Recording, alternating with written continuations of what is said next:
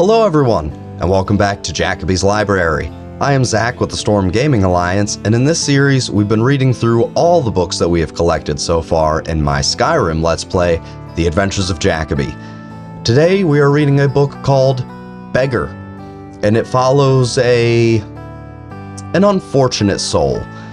This is a skill book, and apparently this is a precursor to another skill book that I believe we also have. But yeah, it was a pretty cool read. I'm not going to spoil anything for you. Without further ado, Beggar. Eslaf Errol was the last of the litter of 5 born to the queen of the prosperous Nordic kingdom of Erelgard, Lapikopa, and her husband, the king of Erelgard, Itloaf. During pregnancy, the queen had been more than twice as wide as she was tall, and the act of delivery took 3 months and 6 days after it had begun. It is perhaps understandable that the Lapikopa elected, upon expelling Eslaf to frown, say good riddance and die. Like many Nords, Idlaf did not care very much for his wife and less for his children. His subjects were puzzled, therefore, when he announced that he would follow the ancient tradition of his people of Atmora of following his beloved spouse to the grave. They had not thought they were particularly in love, nor were they aware that such a tradition existed.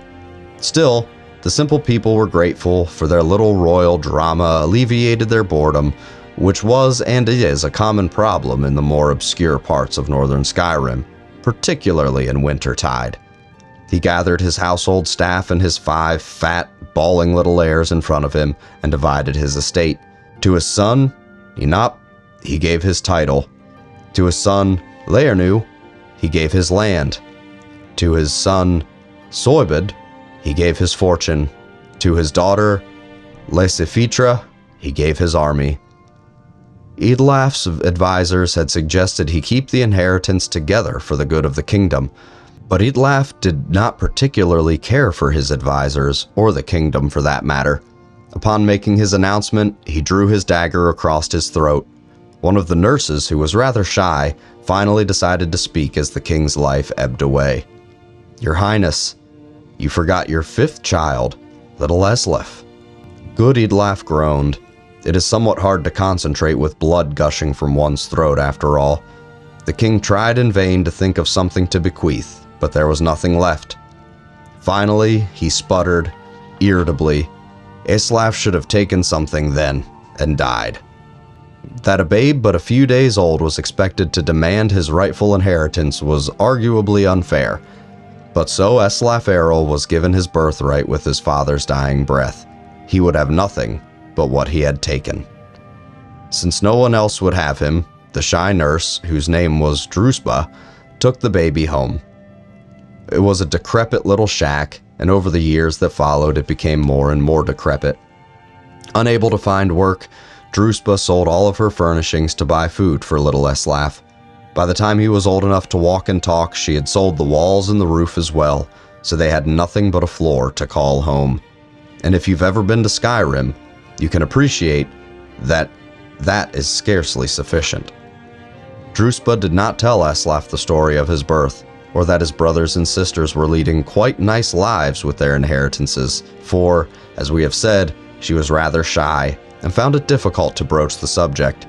She was so painfully shy, in fact, that whenever he asked any questions about where he came from, Druspa would run away. That was more or less her answer to everything: to flee. In order to communicate with her at all, Eslaf learned how to run almost as soon as he could walk. He couldn't keep up with his adopted mother at first, but in time he learned to go toe-heel if he anticipated a short but fast sprint, and heel-toe if it seemed Druspa was headed for a long-distance marathon flight. He never did get all the answers he needed from her, but Eslaf did learn how to run. The kingdom of Erelgard had, in the years that Eslaf was growing, become quite a grim place. King Enop did not have a treasury, for Soibed had been given that. He did not have any property for income, for Laernu had been given that.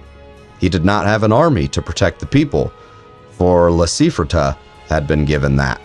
Furthermore, as he was a child, All decisions in the kingdom went through Enop's rather corrupt council. It had become a bureaucratic, exploitative land of high taxes, rampant crime, and regular incursions from neighboring kingdoms.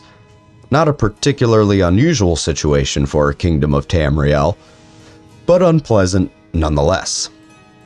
The time finally came when the tax collector arrived to Druspa's hovel, such as it was, to collect the only thing he could, the floor. Rather than protest, the poor shy maid ran away, and Eslaf never saw her again.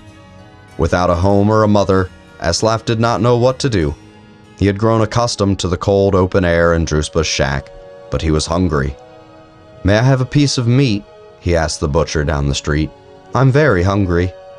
The man had known the boy for years, often spoke to his wife about how sorry he felt for him, growing up in a home with no ceiling or walls. He smiled at Eslaf and said, "Go away or I'll hit you." Eslaf hurriedly left the butcher and went to the nearby tavern.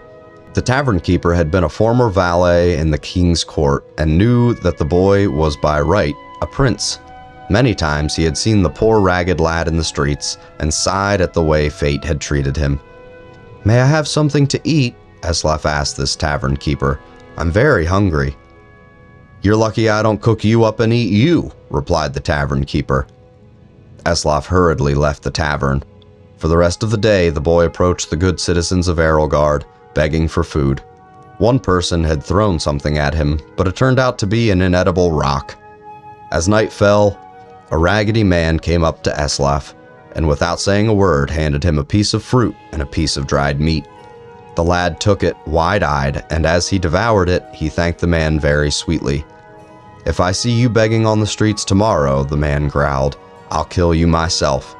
There are only so many beggars we of the guild allow in any one town, and you make it one too many. You're ruining business." It was a good thing Eslaf Errol knew how to run. He ran all night. Eslaf Errol's story is continued in the book Thief.